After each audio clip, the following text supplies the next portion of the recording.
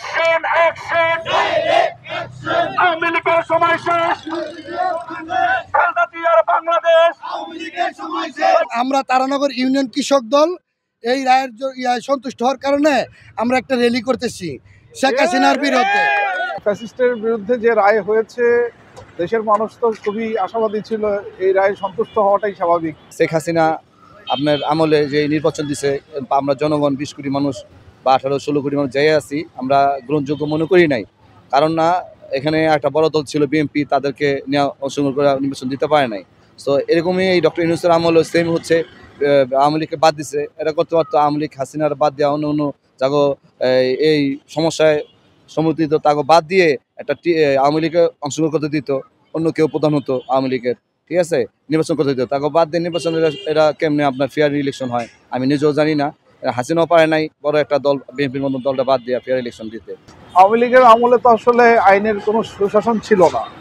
আমাদের বিরুদ্ধে লক্ষ লক্ষ মামলা হামলা দিয়ে দীর্ঘদিন আমরা নির্যাতিত ছিলাম।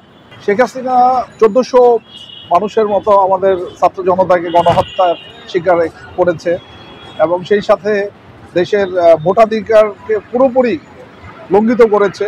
এককভাবে ভোট নির্বাচনের মাধ্যমে দেশের মানুষের ভোটাধিকারকে কেড়ে নিয়েছিল এবং যেভাবে সারা পৃথিবীতে যে জিনিসটা নাই, গুম, সেই গুমের কালচারটা এদেশে এস্টাবলিশ করেছিল।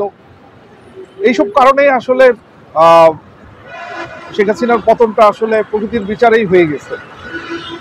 মানুষের অভিশাপেই আসলে শেখ হাসিনার পতন হয়েছে বলে আমি মনে করি। স্বরাষ্ট্রমন্ত্রী, তারপরে শেখ হাসিনা ফাঁসির রায়ে আমরা অনেক খুশি, আমার দেশের জনগণ অনেক খুশি।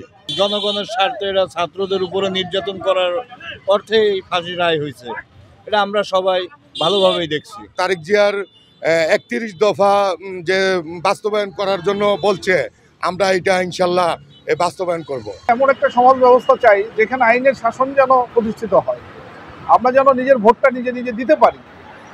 আমরা সেই সমাজটাকে চাই যেখানে সকলের সহাবস্থান থাকবে, ন্যায় নীতি মূল্যবোধ সবার মধ্যেই কাজ করবে, সুন্দর একটা সমাজ থাকবে, আইনের শাসন থাকবে। আমরা সেভাবেই সমাজটাকে চাই, সেভাবেই দেশটাকে গড়ে তুলতে চাই।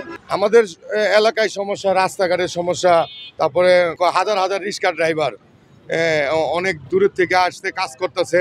তো আমাদের রাস্তাঘাট কোনো শৃঙ্খলা ঠিক নাই এবং রাস্তাঘাটে কোনো নিরাপত্তা নাই। আমরা চাই যে তাড়াতাড়ি আমাদের নিরাপত্তা দেওয়ার জন্য আমাদের ইলেকশন হয়ে যাক। খবর এলো আওয়ামী লীগের সময় শেষ।